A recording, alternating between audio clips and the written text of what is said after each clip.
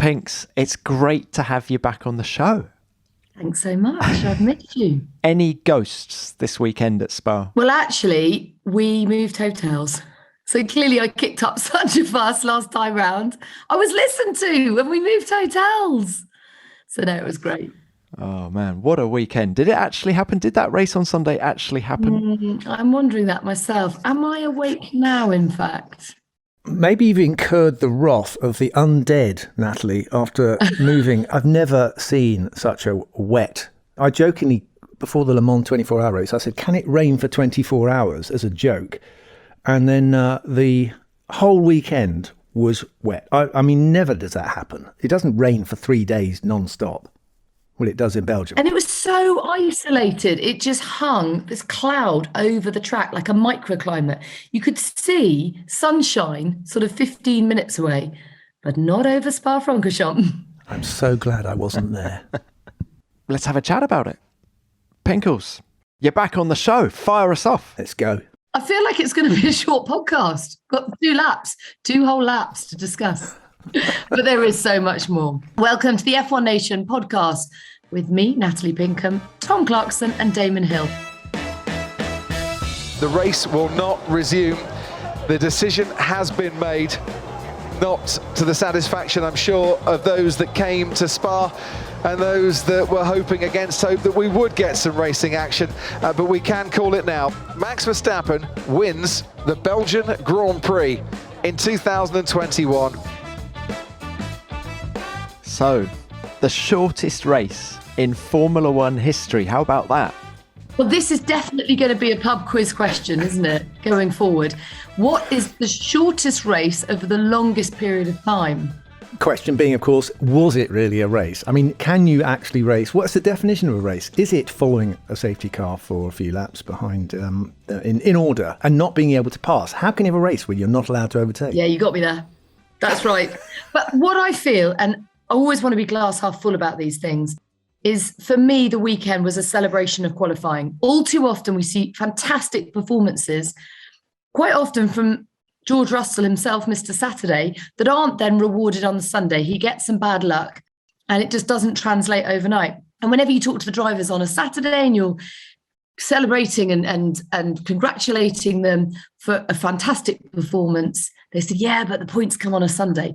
Not this weekend. They're absolutely right. They did it all on Saturday. They literally did do it all on Saturday. But honestly, the reality was that George was never going to hold on to that second place through an entire race. Oh, come on, Damon. We don't know that. And we will never know that. And for me, it was just great seeing you up there on the podium, wasn't it? Pinkle, can we come back to qualifying, right? Should that race have gone ahead? Did Michael Massey at the FIA do the right thing by calling it off? What do we all think? I don't think they could have raced. I mean, every driver seems to be adamant. There were a few dissenters in the first start, and some people were saying we could have raced. Alonso, I think, and also Max was saying. But I think Alonso was still of the view that they could have raced at the end. But I think even by that time, Max had changed his tune and said we couldn't have raced. But then he had won. So maybe that coloured his decision. It's a big shame to not do proper laps, but the conditions are very tricky out there. Of course, it's a win, but that's not how you want to win. But I think for today, big credit goes to all the fans around the track to stay here, the whole day in the rain, in the cold, windy conditions. So I think they are actually the bigger winners today. It's different from Verstappen, wasn't it? Because the big thing was visibility. And when you're leading, albeit behind a safety car, visibility isn't such an issue. But, we're talking to the drivers afterwards. They said they could see nothing. But I have to say, we were talking about it all week, that the fact it was going to be a washout. So it really come as a surprise that there was no let up in the weather. It's an extraordinary thing, isn't it? How aquaplaning wasn't the issue, yet the visibility was the issue. You'd have thought the two are sort of linked, but no, the actual track conditions were raceable. That's what a lot of the drivers have said. It was purely the visibility that stopped that race. And it's funny how it just hangs. Do you think that was to do with the type of rain?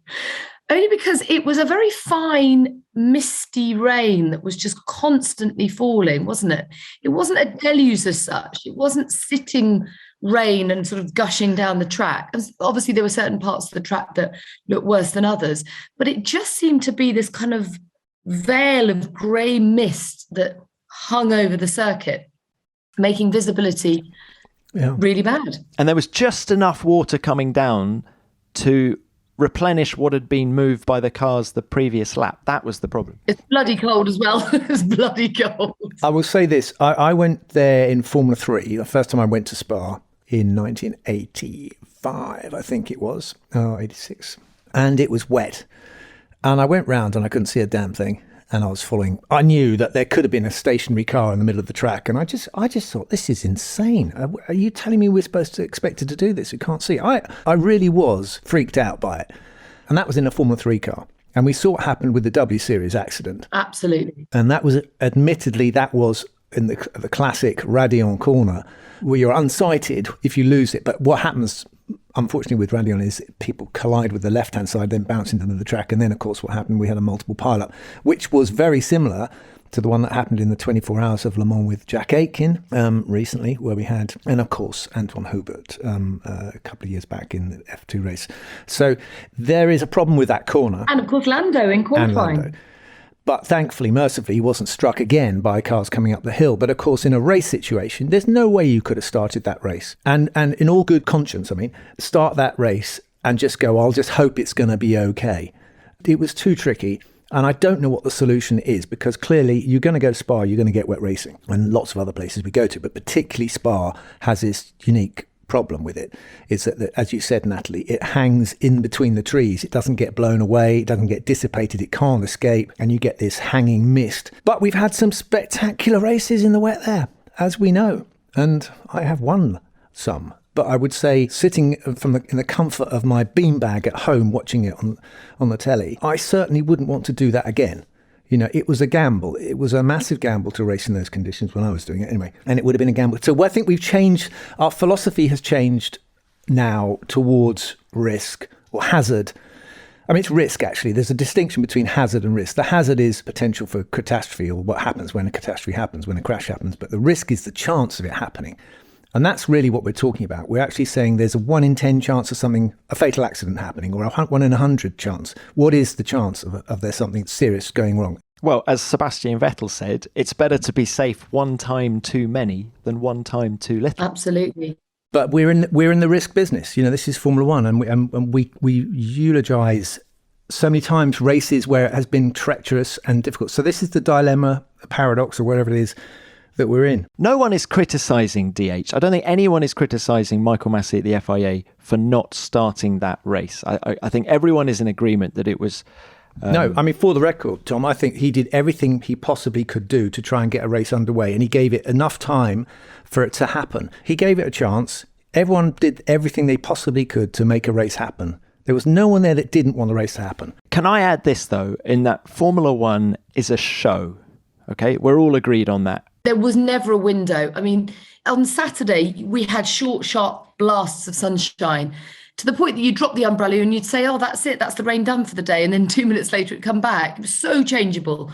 But this was constant on Sunday. There was a sense of foreboding when I turned up at the track. And I thought, do you know, there was part of me that didn't want us to go racing, because I thought, God, if that, you know, Lando had such a horrible crash on the Saturday. And as you say, if Seb had been any closer, it could have been really serious. It wasn't. We got off lightly. I don't envy Michael Massey one bit. It was a thankless task for him yesterday. I agree. He did everything he could. He looked absolutely exhausted when we interviewed him on Sky. So stressed. I mean, it's got to be the most stressed. You've got 20 of the highest performing drivers in the world, and you are responsible ultimately for their lives. Yeah. I mean, tell me something's a more pressurized job. And, you know, he pulled it off, and he was being lobbied left, right and centre from teams, drivers, fans, people back home. Everyone was chipping in. Everyone was phoning in from the pit wall. And it was tough. It was really tough. I do, however, feel incredibly sorry for the fans. But how good were the fans? They never stopped smiling or dancing. They were amazing. I mean, I don't know what they were feeding them, but I'll have some, please.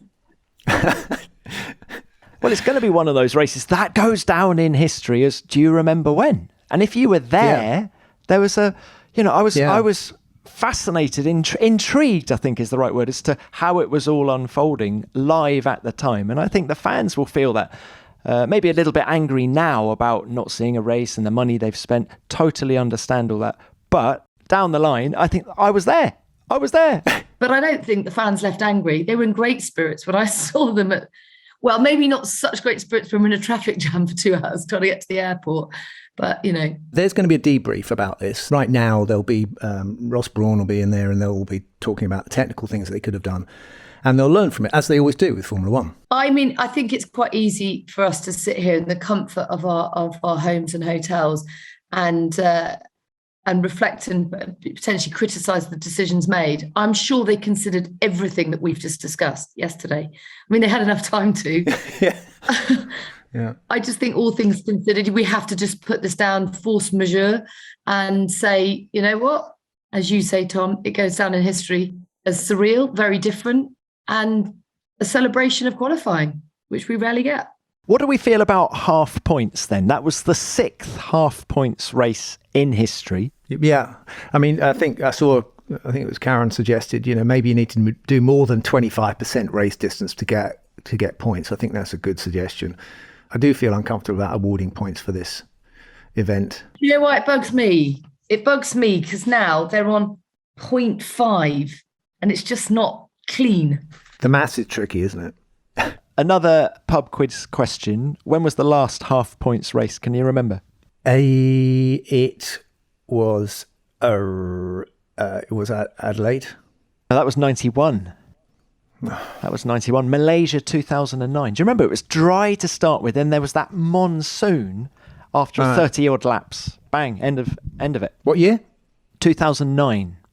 2009. No, I wasn't paying After your attention time. 2009. I feel sorry for all the guys, for all the drivers who never scored a world championship point. And there have been some very good ones who never scored. To suddenly just see them dished out the way they were yesterday. But it was in the regulations. The FIA could do nothing other than give out points because that's what the regulations state. So whether that needs an overhaul, as you say, maybe 25% race distance, but I don't know though, Tom. I feel like it was a reward for qualifying. And, that was such a tough qualifying. But Pinks, they don't give points for qualifying. We've never done that before. Unless there becomes a new rule that if in the event that there is no race, there are points awarded for qualifying and they will be this, and this. Like they do in the junior formulas. There's 4 points for pole in Formula 3, for example. So yes, an overhaul, lots of discussions to be had. And actually Michael Massey and Stefano Domenicali have said there will be a meeting to discuss the fallout from this race. And there will be changes for 2022. So yeah, as Damon was saying, the sport will learn and there will be a greater knowledge base for when this happens again at Spa in 2022. You mean it's Zandvoort next week? Well, that's the crucial thing, isn't it? The fans have not got long to wait for their fix of Formula One. These races are coming in thick and fast. And even if we can only get to 22 on the calendar, there's still so much more racing to enjoy. Yeah, looking forward to it.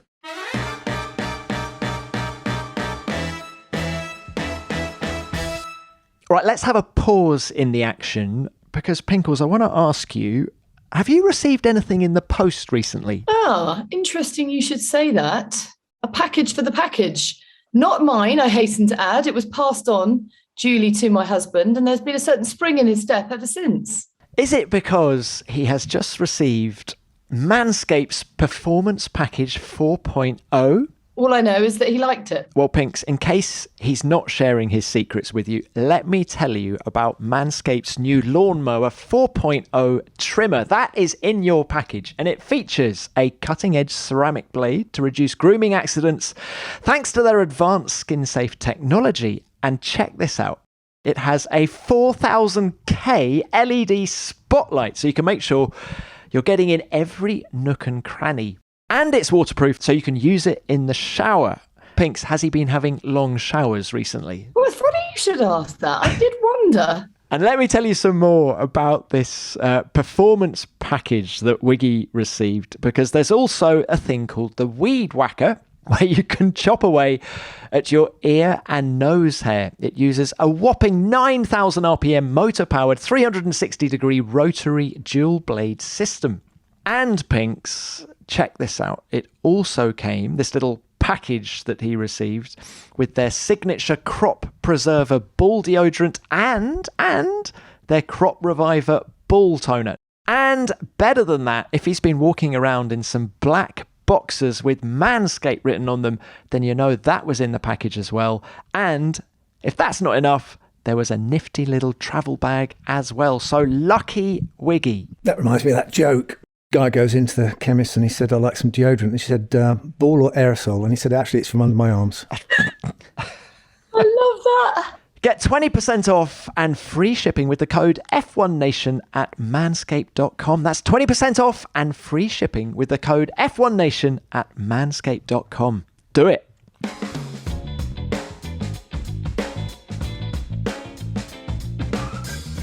There was quite a lot of news breaking over the weekend. It was all quiet over the summer break. We get to Spa and all sorts of driver contracts announced, the revised calendar for the end of the year.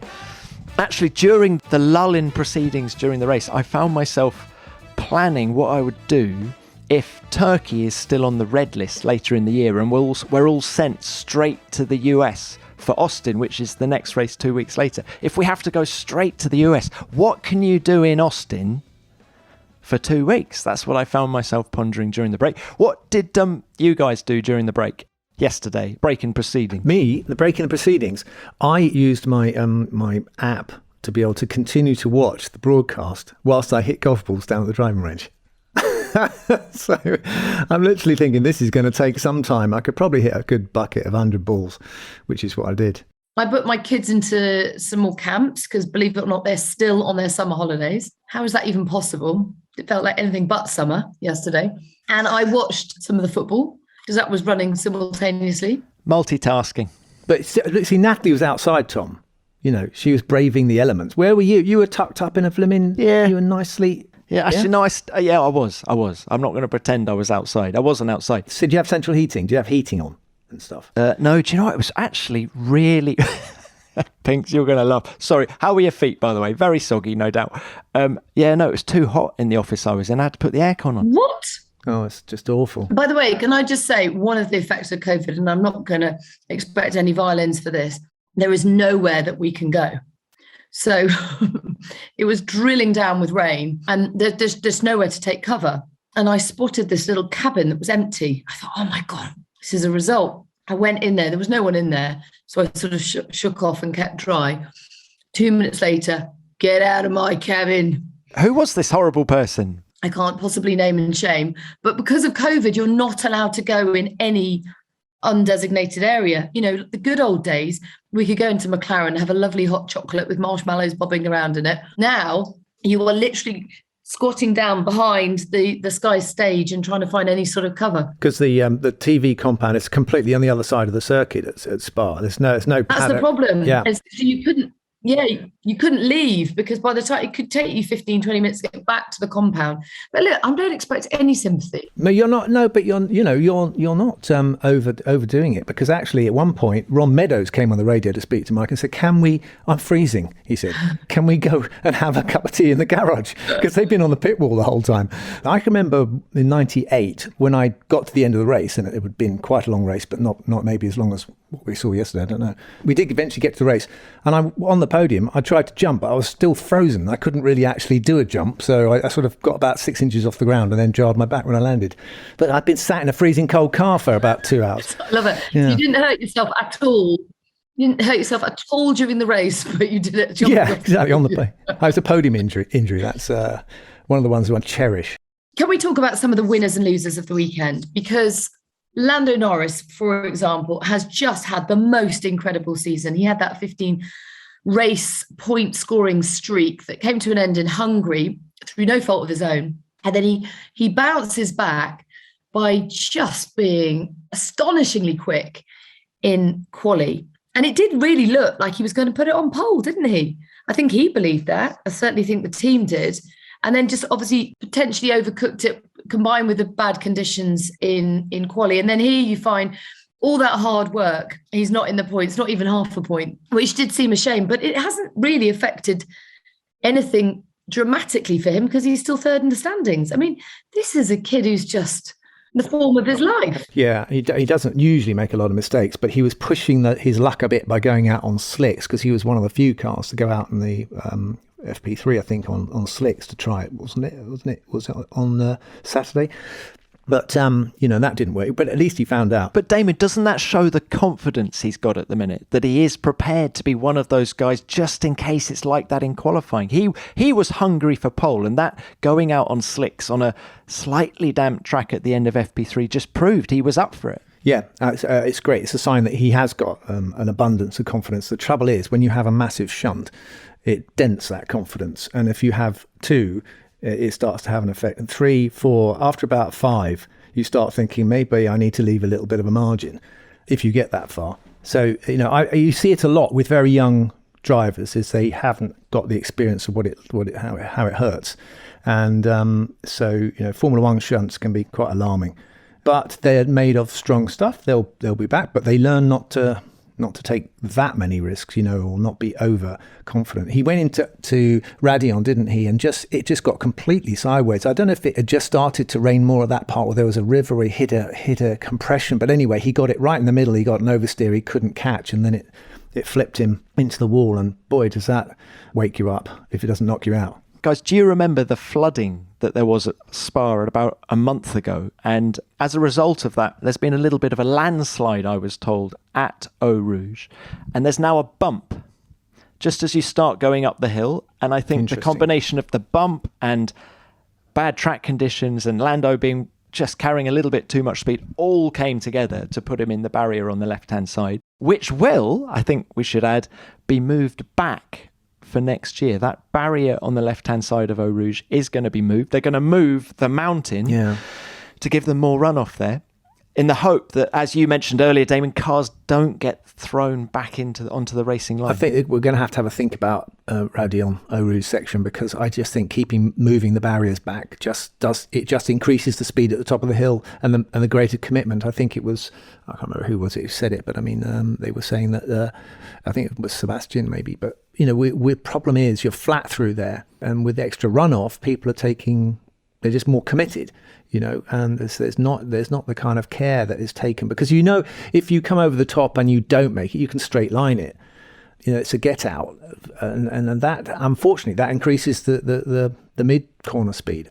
Anyway, number of things that need to be thought about, sadly, because it is one of the great iconic corners in Formula One. Sebastian's suggestion is that you actually make it more of a corner, actually slow it down more, so that you can't take it flat and you have to slow yourself down. Jacques Villeneuve famously had a massive shunt at the top of the hill there, because he was determined to take it flat when it was much more difficult in those days to take it flat. And now these cars are easier flat, so they're taking it flat, and that is a downforce problem. That's not a track problem. That's the amount of grip that these cars generate. So yeah, I mean, you take away the wing, and it's a much slower corner.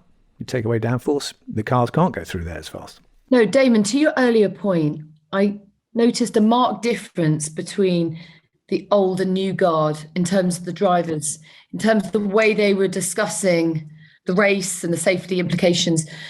Fernando, Sebastian, Daniel, there was no shame in coming forward to say, I'm not comfortable racing in this. And I think that does come with years.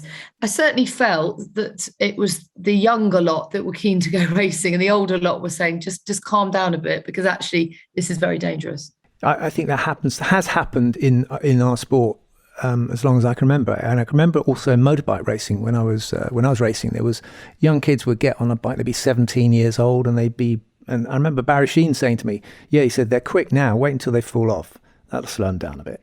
This is a man who went down the Daytona banking at 175 miles an hour and broke every bone in his body several times. You're invincible. When you're very young, in your mind, you're invincible, and you can put those risks out of your mind.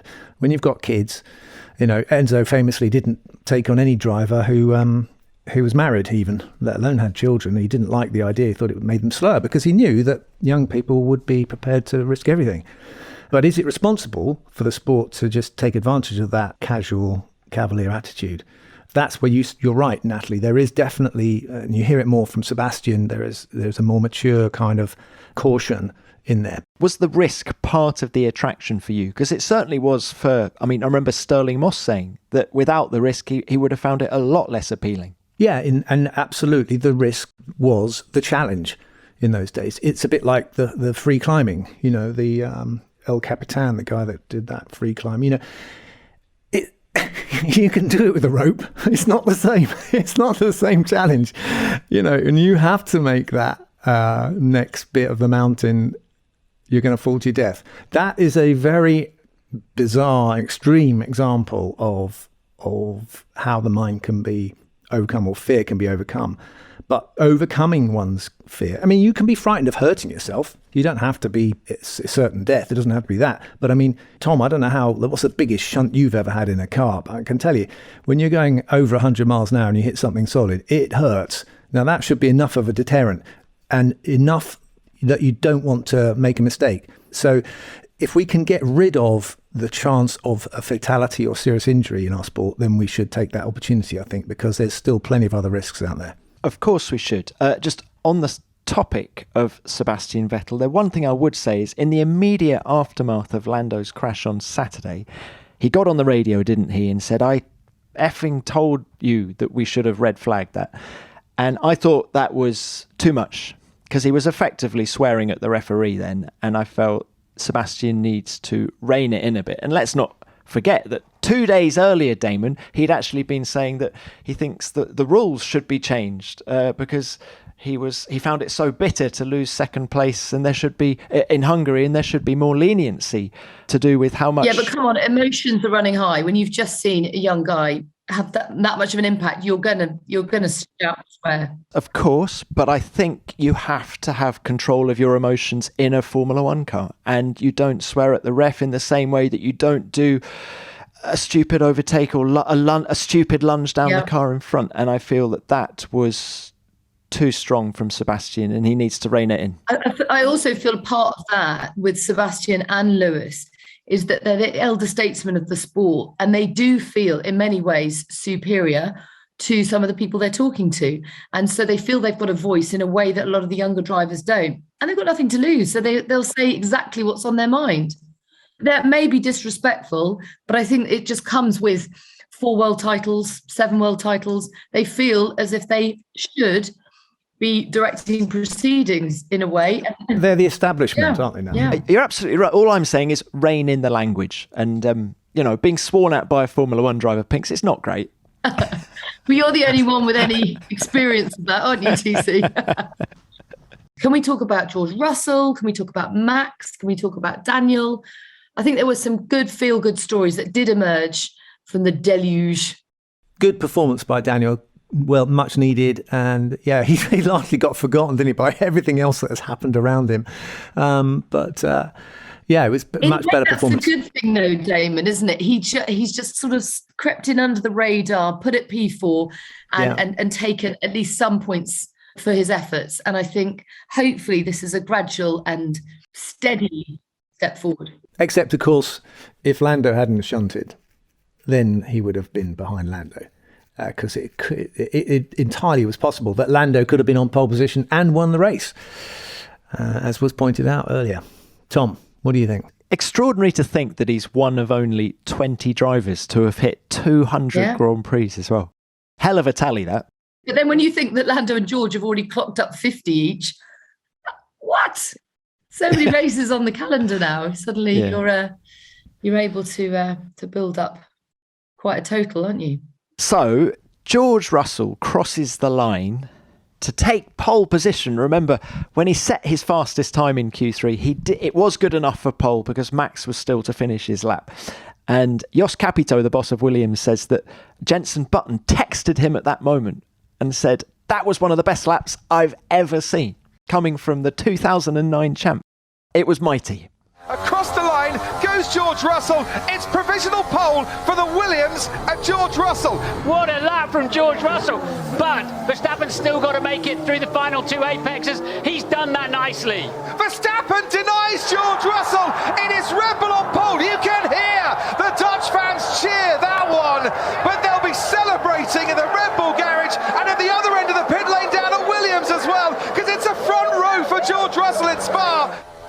That's a stonking lap. Now you've out-qualified Mr. Hamilton. George Russell. P2. Come on! Yes! Yes! Woo! Yes, guys! Oh my God! Well, it's incredible. How did he do it? How did he do it? Because he was ahead of Lewis. Was it just pure George? I mean, was it just that's how good he is? Did they have extra set of new tyres or something? What was going on? I feel like they started with great intent. You know, the fact that George and Nicholas were out on the inters at a time when no one else was. They were making smart racing decisions as a team, weren't they? And aggressive ones. They were on the front Pinks. foot throughout quali. Yes, absolutely. But can I just digress slightly by telling you that Jos Capito is maybe my new favourite person in Formula One? I think he might have replaced Yuki. Yuki's kind of just gone off the radar a bit, hasn't he? I'm afraid. I don't believe you, Pinks. I mean, Yuki's still incredible. Come on. Now, have you listened to Tom's interview with Jos Capito? What on? Beyond the You're on the Grid. grid. No, I haven't. Do you know that was about the only one I haven't listened to? He's a bit of a lad. He's a bit of a hero. He's had such a life in motorsport, hasn't he, Tom? I'm definitely listening Yeah, to he that. has. He has. Dakar. He was at Sauber. He was one of the guys that brought Kimi into Formula One in 2001. But why is he, Pinks, your favourite person in Formula One and not me or not Damon? Well, it goes without saying, you can't pick a mate. And by the way, I love your Beyond the Grid podcast. I have listened. I'm embarrassed that I haven't listened to that one because it's got two of my faves on it. But yeah, he comes up on stage, for anyone who missed it, and he just waxes lyrical about George. Brilliant. Lovely stuff. It wasn't sort of manufactured media chat. It was from the heart. And then he turns to the camera and starts doing this kind of rallying cry to the fans back in the UK, saying, I know you want it like I do. This is brilliant. You've just, and George is going to deliver for you. This is for you. And come with us tomorrow on this journey. And it was just wonderful. What a character. Yeah, it was good. He's a leader, isn't he? He really is.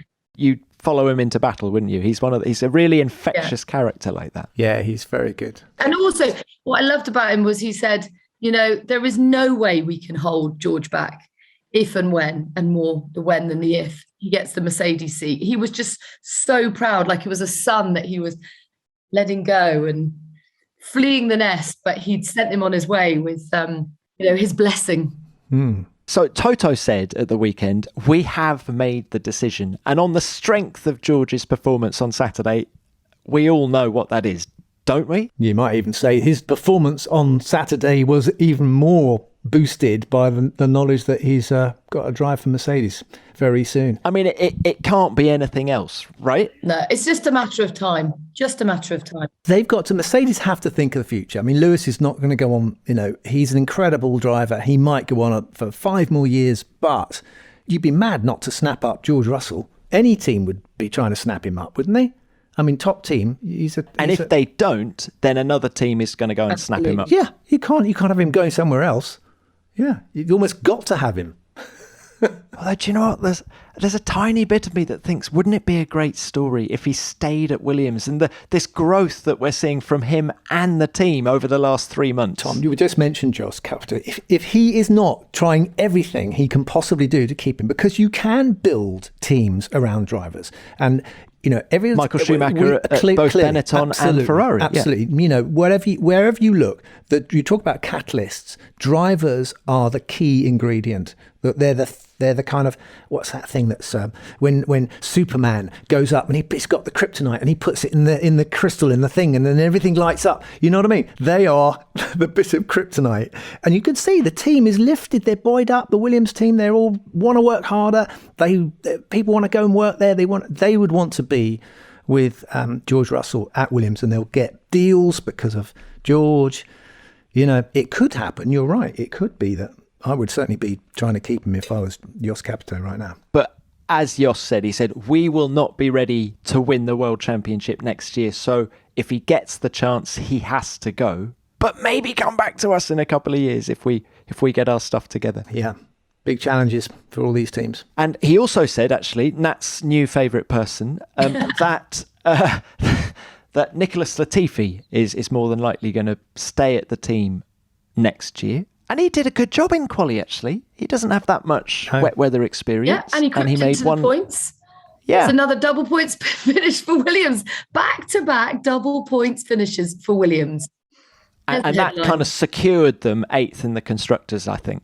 They're now way ahead of Alfa Romeo.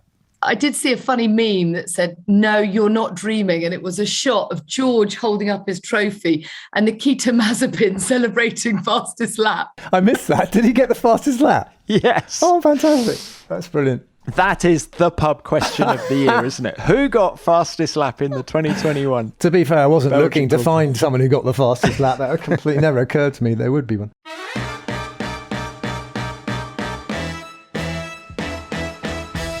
Pinks, how are you getting on with your Formula One team that you talked about a couple of episodes back? Well, lots of ideas, not much action just yet. Action because, what? Don't tell me. Struggling with recruitment? Ooh, yes, you're onto something there. Why? Can you help? Well, Pinks, what about LinkedIn jobs? It's perfect if you're a small business owner and juggling many hats, which, Pinks, of all the people I know, I can't think of many who juggle as many balls as you, both at home and at work. And now this Formula One team you're trying to set up, I think you do need LinkedIn jobs. Because I guess, Pinks, hiring the right people is so key to running a successful business. And LinkedIn jobs can make it easier to get the candidates worth interviewing faster. Check this out. You can post a job in minutes, and it's so simple and easy to tailor it to your needs. I'd recommend making full use of their screening questions function, which will help you focus on the most qualified people for the job. You can also select whether you want responses sent via email or through an external website so you can manage them in the best way that works for you. Plus, you can preview the post before it goes live to make sure you're happy with your listing. So there's plenty of chance to revise and hone it. And not only that, it also helps you reach beyond your own network to the world's largest professional network of more than 30 million people in the UK alone. Pinks, you're going to get all the right people for this Formula One team. I'm not just going to recruit a team. I'm going to do a whole new paddock, a whole new series, the Pink Series. LinkedIn Jobs helps you find the candidates worth interviewing faster, and you can post a job for free. So just visit linkedin.com/F1Nation. Again, that's linkedin.com/F1Nation to post a job for free. Terms and conditions apply.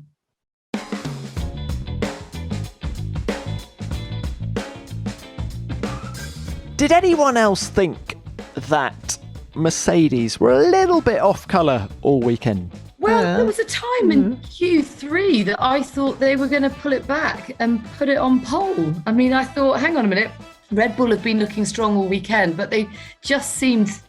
Was it the penultimate lap? But then obviously Lewis had the issue, didn't he, where he got stuck in traffic behind Latifi in the practice session. So we couldn't get a read as to where they were. And then Toto came on to Sky to tell us that, you know, they did have this straight line speed advantage, and all being well, if the weather held off. But Pinks, wasn't that a bold call? We all knew it was going to rain on Sunday, to go for more of a dry, low downforce setup. I mean, that's why I laugh, because I mean, you only had to look at the weather forecast, which I know is never great, but when it said 90% chance of rain all day. But didn't Max put on a wafer thin rear wing? I thought he had a tiny rear wing, and yeah, that was. And then he said back, after his. didn't he? Did he change it back? Oh, okay, yeah. right. So I missed that bit. You were too busy playing golf. No, I was not playing golf. I was watching. I always watch it all. I just don't always watch it immediately at the time. When you look at the amount of downforce they had on their cars, I think it's hard to see anyone beating Max Verstappen had that race gone to 44 laps yesterday. I thought Max was supremely confident. Great lap. I mean, George, brilliant in qualifying, but so was Max. Great lap. Yeah, and what was interesting to me was that Max singled this place out as his favourite track on the calendar, and yet he's never won there before. It's not one he's done particularly well at in the past, and yet he did look very strong there this weekend. So it was a shame. We, along with the 70,000 Dutch fans in the crowd, were sort of robbed of the opportunity of seeing that. while we're talking Red Bull, wasn't a great day for Checo, was it? No, just been signed up, just been renewed, his contract renewed, and he thought, you renew a driver and he dumps it on the blooming lap to the grid. Oh dear. I mean, poor old Damon, Checo. how, in his defence, I mean, you tell me, is that an easy thing to do? Well, if I'd done it, I would love you to defend me. But frankly, I mean, the problem is it's a don't do, it's a do not do thing. You know, you at least get to the grid. I'm not going to blow my own trumpet, but I don't think I've ever done that. I have seen others do it, but I don't think that's blowing your own trumpet. It's a bit embarrassing, isn't it? Yeah. And it means you're half asleep. It is. That's the thing. It's not. You're not. But it does totally... raise the question: have they done the right thing in re-signing Checo, or is he just not gelling with that team? No, he's good. He's right for them. He's the right thing for them. I'm absolutely convinced that he's the right thing for them. He can deliver good, solid results for them in the Constructors' Championship. I mean, obviously they had a blip there, but mostly he's been very solid. The other person who didn't have a great... Before you move on... Off the poor old Checo. Leave him alone. He's a lovely guy. Forget crashing yesterday. Irrelevant. That's one blip. But the gap to Max wasn't any closer over the weekend. And is that gap too big? No. I love Checo. I think he's a wonderful guy, and he was there in Baku to pick up the pieces when Max had that tyre blowout. Okay, so let's say you got a Gasly or an Albon or any one of the other Red Bull junior drivers in there, and they're a second or whatever off of Max. What's going to happen to them? They're going to get worse because they're going to be so demoralised. But someone like Checo, he knows what's going on. He knows that he can, it's going to be a hard job to be matching Max, but he's mature enough to know he's in a good place and he can get some good results. So he's not going to get demoralised by it all. And he's grateful that his F1 career stayed on track because of Red Bull. He was without a drive at the end of the season, wasn't he? And I totally agree with you, Damon, that if he was one of the young guns, he'd be so busy trying to prove himself and then, as you say, get demoralised when things didn't go his way. You'd have helmet marker and breathing hot air down their neck, and going, and they'll just wither. It's too tough an environment, the Red Bull garage. Hey, and that's been proven to be the case. I'm not actually disagreeing with you. I'm just posing the question as to whether they've done the right thing. And I think we think they have. I think they've done the right thing. Well, what about Fernando Alonso then? Re-sign. I didn't even know it was a question, by the way, him in 2022. I thought the whole thing was a 2-year project at Alpine. Yeah. I think it's an option, yeah. Tricky option. A 1+1. Yeah. Yeah. So how old is he now? 40? Alonso? 41, is he? No, he's maybe 40. not. Just 40. 40. Yeah. 40 in Hungary, so he will be 41 next year. It does definitely. I mean, he's not going to do a year after that, is he? Why not? Because it goes. I mean, things happen. You start tripping over your shoelaces and stuff. It just happens. You start bumping into things. You bang your head on the, on the gantry and stuff like that. Did you see that during the break he was doing something like 140 Ks a day on his bike, and his record is more than 200 Ks in a day? He's fit enough, but it's not. I don't think it's the fitness. I might be wrong, but I mean, why don't you see a lot of 50-year-old Formula One drivers? Well, you did back in the day. No, when? Fangio. When they were, you're talking about Gonzalez or someone like that. He's carrying about 40 pounds of fat on him. How old was Nigel when he won? Nigel was 39 when he won the World Championship. Yeah, and when he won in Adelaide in 94, so he was, older than Alonso anyway. It goes. Tom, let me tell you. I don't want to frighten you or anything, but it starts to go. I feel that Fernando Alonso is a really good fit at this stage of Alpine's growth. Marcin Budkowski, have I said that right? There's various versions, is just a fantastic leader now. He has really blossomed in his new role, and I feel as if he's come out of the shadow of Cyril Abiteboul. I don't know if you heard him on the pit wall this weekend, but he gave so much clarity and insight into what's happening at the team and spoke with real conviction as a real leader. That combined with Fernando Alonso's wily experience, Esteban Ocon's youthful exuberance, is exactly what a team needs at this stage in their development. Will he stay there for very much longer? Probably not. But he's the right man right now for that team, no doubt. Can't disagree. I'm a massive Fernando Alonso fan. Hey, and what about the helmet cam? Oh, loved it. Absolutely brilliant. That was great. I mean, Damon, it must have brought back memories, right? Oh, I mean, yes, definitely. That's about as close as I can on TV. Anyway, I can remember seeing the experience that we have as a driver. That's it. That's the view. Apart from the roll hoop, the halo. I mean, that's how it looks from the cockpit. I mean, the onboard camera is good, but it doesn't give the bouncy, the shaking around and the kind of actual feeling that you're inside the cockpit. So that is our world. That's brilliant. Well, next thing I'll have to do is I'll have a camera implanted in his forehead or right in the middle, so he'll have a third eye or something. So because it's slightly off one side, isn't it? So that makes it look a bit. But the view was spectacular. Yeah, I'm very, very. It kind of. I'm looking for the word. It kind of captures what it's like for the person sitting at home from the point of view of the driver. Fully immersive experience for the fans, and it gives us a newfound respect and appreciation for what you do, because you can see so very little. Yeah, I mean, you're focusing in the far distance when you're in the car, but I think Martin was saying that, that is also what happens when you get to a tight corner. You're looking over the wheel. What this camera is doing is it's following the rotation of the head. So the head is not always looking straight ahead. It's looking round and it's looking, to the apex. And they have these things now. When you go on some simulators, they have a thing that looks in your eye and can see where your eye is pointing. And actually, they can follow when you're learning to drive or learning to race. They can look where you're looking, because obviously, if you look at the wrong part of the apex or you look at the wrong part of the track, you're not going to make it. You tend to go where you're looking. So what the eyes are doing are really critical to helping you pick your line and through the corners and stuff. So that camera gave us a little sense of that. It was very good. Yeah. For anyone who hasn't seen it, it's called The Driver's Eye. Have a look on YouTube. It is absolutely brilliant. And Fernando Alonso had it. It's 2.5 grams, a little micro camera embedded in the helmet. And a bit of a trial run, wasn't it, TC, this weekend? But we hope to see it more often. Pinks, that's a great stat. 2.5 grams. I didn't know that. Loved it. And I can't wait. It's too heavy. Get it off. Formula One. And let's hope we have it at Zandvoort next weekend. New track for Formula One.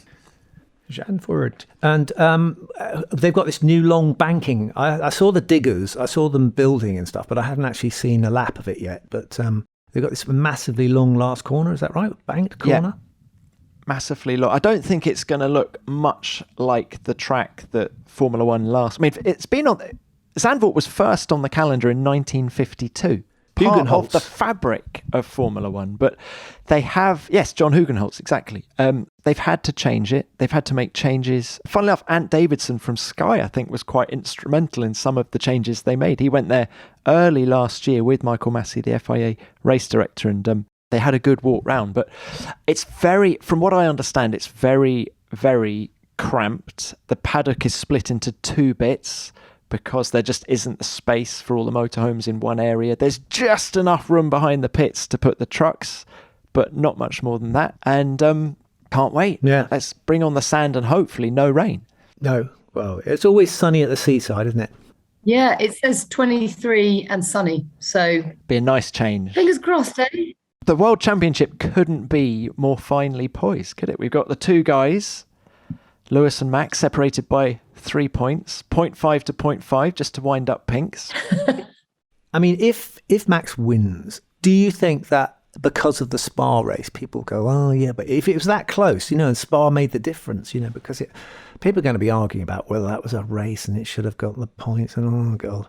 I hope that doesn't sour it, but there's still loads racing to come. I think the passionate fans, if it comes down to the last race and it's really tight, I think that the passionate Max Verstappen fans will point to Silverstone, won't they?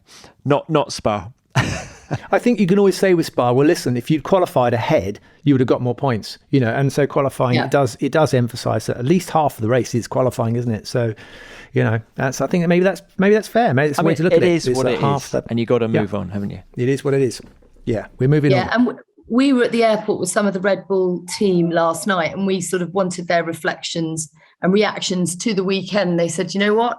In a championship like this, we will just take every single point we can. Everything matters. And they're absolutely right when you see the margins between the drivers and the teams. You just want to grab any opportunity. And you're right, it may well come down to this half points finish, this crazy, surreal, shortest ever race in Formula One history. It may come down to that.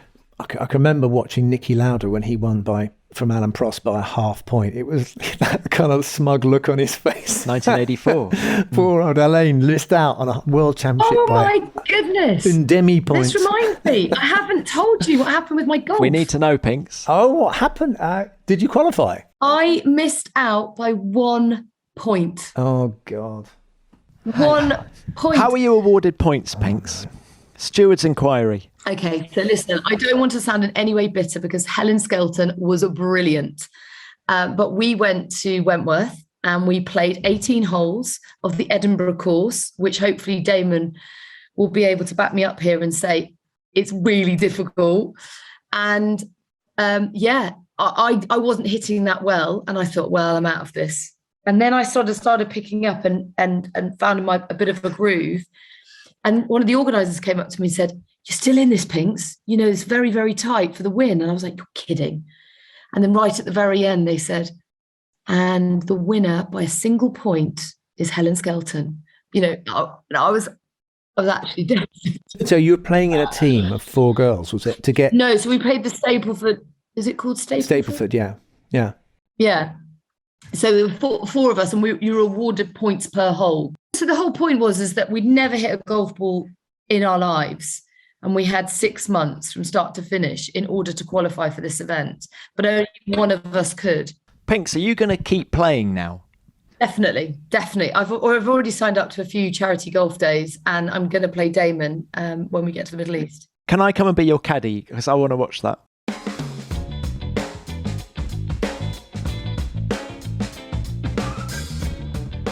Do you know what I need right now? I need my Ask Damon fix. So come on, hit me up with some questions for the big man. Hi, Damon. This is Tarush from Chicago. I was wondering who would be your ideal commentary duo? After we saw Nico Rosberg have a very successful debut at the Hungaroring, I was thinking I would love to see Niki Lauda and Jenson Button together because they would complement each other beautifully. Absolutely loving the podcast and keep it up. Thank you. Okay, Tarush, good question. All the way from Chicago. Hello, Chicago. So good to have you. And the commentary team is a tricky one because everyone's, oh gosh, I've never met such a competitive bunch of people as people in show business or whatever you call it, media or something. Everybody wants to get in there in the commentary box and do their thing. But I have been in there and I know I could not do nearly as good a job as the current team we have. And I'm not just saying that, but I mean, Martin Brundle and David Croft, 3 hours or what it was of Spa, managing to keep us entertained and educated about Formula One was a triumph. But, you know, we have had different combinations and it is always an interesting thing. And I would agree, Nico, I think I really like listening to what Nico has to say. He's always brave and he's outspoken without being controversial, just for the sake of it. I think the problem with your suggestion, Niki Lauda, is that he was very good at one-word answers. So he'd just say, yes, no. That's bullshit. Rubbish, no good, it's good, yeah, it's fast, it's slow, it's bullshit, yep. So, you know, it sounds like Jackie, I always think he was like Jackie Mason, that American comedian, you know, bubble, it's like this, it's like that, it's like, you know, I used to love, obviously everyone loved Nicky, but he's not verbose enough. Well, hang on, so you haven't given us your can definitive lineup. Or ideal, I think, is what Tarush wanted to know. Ideal. We did like Murray and James. We did like the sweet and sour of Murray and James. You know, it's that combination. You've got to have somebody who is pants are on fire and the other person is pouring cold water on it. And I think that really works as a comedy duo. Other than that, it'd be me and Herbert, maybe. I think I'd like to have a go because we did a track walk. We did not track walk. We did a grid walk. It was chaos, absolute pandemonium. Do not let a couple of old racing drivers out on a grid with some microphones and cameras. Well, Pinkles, you've done it, haven't you? You've been doing some FP1s this year. I mean, I think of myself less as a commentator and more of just a conversationalist who likes to just get other people talking because you former drivers are the ones with the knowledge. And I think it's just hopefully about asking the questions fans at home want asking of them. I love the Herbert and Hill combo. I also love anyone with Jos Capito. Wouldn't he be great in comms? Tsunoda as well. There. Jost well. and Tsunoda. Oh my God, Yuki with Jos. Can we make that happen? Yeah. Pinks, Jost and Yuki at some point this year. My favourite commentary duo, Murray Walker. Loved Murray, grew up with Murray, so it has to be Murray. Although there's so much strength and depth. I love all the guys we got now, but I will say Murray is the lead guy, and then I don't know. Where'd you go? I think Damon Hill. Yeah, that's fair. You're just saying that because I'm here. I honestly don't. I honestly know I can't retain all the information you need to do this blooming job. I mean, there's so much. I can't even say statistics, let alone remember them. I mean, there you go. Don't have me. Get some good people in. Murray and Martin was a high point, wasn't it? Murray and Martin. Yes, of course. Absolutely. Yeah. I mean, Martin was still in his early days a little bit, and he was kind of, he was not, what's the word, encroaching on Murray's patch. And of course, he'd just taken over with James. So a difficult thing to boots to fill. But my God, he's done it. I mean, he has done it. Well, Damon, I think when he was still very much seeing himself as a racing driver, in some respects, I thought Martin was better. Yeah, because he very much came as, I'm a racing driver, and I loved hearing the racing driver more than the broadcaster. Yeah, and do you remember when Schumacher and Villeneuve in '97 at Jerez? That's the wrong part of the car, my friend, or whatever it was. Martin said, he just read the situation so well. Not that he can't read it now, obviously, but I'll go Murray and Martin, closely supported by Natalie Pinkham and Damon Hill. There you go. Oh. He had to say that. Good question, Tarush. What do we got next? Hello, my name is Amanda, and I'm from the United States. I have 2 questions to ask for you. The first question is, what do you think will happen if there is a tie in the World Championship? My second question is, what happens if there's a tie for first place at a Grand Prix? I look forward to hearing your answers, and I'm having a blast listening to your podcast. Thanks! Great. Amanda, thank you very much. You're having a blast. I'm glad you gave us a great question. It'll go back to race victories. Now, they used to have a system whereby you dropped your worst scores. So some points, I remember with Piquet won on second places, and Mansell, I think, had won more races, but they dropped this system whereby you could drop points. Is that right, Tom? Correct. So not all your races didn't count in years gone by in Formula One. So you could have had more points and not won the World Championship. So then they changed that. Yeah, it was your best 11 results back in the day. So that was controversial when Piquet won, because he had lots of more. He hadn't had as many race wins as Nigel, but he'd scored more points by finishing second. And then I think Bernie thought, that's no good. We can't have that. We can't have the guy that comes second, winning the championship, because we want to see winners. So they biased the point system towards winning races.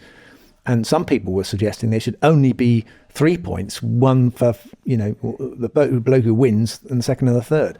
But the whole way that it's decided is that you want a close finish at the end of the championship, but you don't want a dead heat. If you tie for a race in Formula One, first of all, I think it would be extremely unlikely that it would ever happen. We've had races in the past like Monza, where Peter Gethin crossed the line with about 5 other cars, and they had stopwatches in those days, and they might have had a photo system like they have in horse racing, where they could have gone back frame by frame. But I don't seem to remember seeing anything about that in our sport. It's supposed to have been 5 cars separated by 0.2 of a second, and Peter Gethin won it. So that was the closest I think we've had as a multiple finish. We did have a qualifying session at Jerez in 1997 when 4 cars, I think, had the same lap time. And I was second or something, but I started to start 4th or 5th or something on the grid. So timing systems now are down to 1,000th of a second. So the chances of there being an absolute dead heat are very slim. I think it will then go back to where the cars qualified. So they take their start position and say, okay, well, the guy that qualified ahead should be declared the winner, or they'll share the points, Tom. What about that? Do you think they share the points? You said you weren't good with stats a moment ago. I think you've just nailed it. I'm just thinking about that Olympics situation where they had the high jumpers who shared the gold medal. Yeah. Did you go for that? I didn't go for that. They should have shared the silver, really. No, I think they should have gone and had the shootout to see who could jump higher. It's another big controversial question. Amanda, you have opened a can of worms. We're going to be here for the next 24 hours trying to work out the answer to this one. Good question. We're going to go and do some research and find out for you. Hey, Amanda, that's a great question. And you've got us thinking about Monza with that Damon's reference to Monza 1971 when the top 5 cars were separated by 0.6 of a second. The race won by Peter Gethin because we also have our Any Other Business section on our podcast, and they're renaming one of the corners at Monza this year. And Pinks, you've got all the details. Well, thank you, Tom. I certainly do have all the details. And that is because one of the most iconic corners in Formula One, the Parabolica at Monza, is being renamed the Curva Alboreto after Ferrari driver Michele Alboreto. Now, it does throw up the question as to whether this is a good idea. If you say to any fan, name a corner at Monza, 9 out of 10 times they'll say the Parabolica. Definitely. Whereas, they're not going to say first chicane. But it's nice they've honoured Michele Alboreto like this. I don't know what's provoked it at this point. There may be some celebration of some anniversary, but he was sadly killed in a touring car race, I think. No, he was testing a sports car, an Audi sports car. It's very sad. 10 years ago now. More than 10 years ago. He was a gentleman. Apparently, he was a total gentleman. Although not when he ran me off the track in Hockenheim. But that's another story for another day. Maybe that should be the Curva Alboreto at Hockenheim. Yeah, it was. Yeah, that one's called the Bosch curve, I think. He Boshed me. Definitely there. So there'll be some kind of celebration at Monza. But of course, we've got Zandvoort before we go. Pinks, you're back in England already. When are you coming back out to Zandvoort? Coming out on Wednesday, and cannot wait because I love the Dutch fans. I mean, they're bonkers, aren't they? And I can't wait just to see the reception that Max is going to get at his home race. Because obviously we were robbed of it last year. We were so excited about it coming back onto the calendar, and it didn't happen. But now it finally is, and it promises to be a cracker. I don't know about traffic coming in and out of the circuit. I don't know how much overtaking there's going to be, but I do know that the fans are going to go crazy, and that's great. The Orange Army. And I guess Max will get a better reception from them than Lewis. Because there has been a bit of booing towards Lewis at the last few races, including after qualifying in Belgium. So come on, Dutch fans.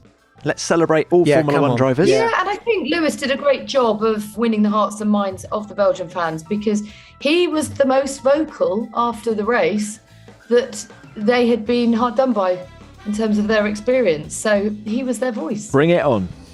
Tom, we got to get out of here. We've got other things to do. We've got a race coming up at Zandvoort. We haven't got much time left, so we're going to give this job to Natalie. Natalie, sign us out. It's an F1 Nation podcast brought to you by Formula One in association with Audio Boom. Ta-ra! Kaboom!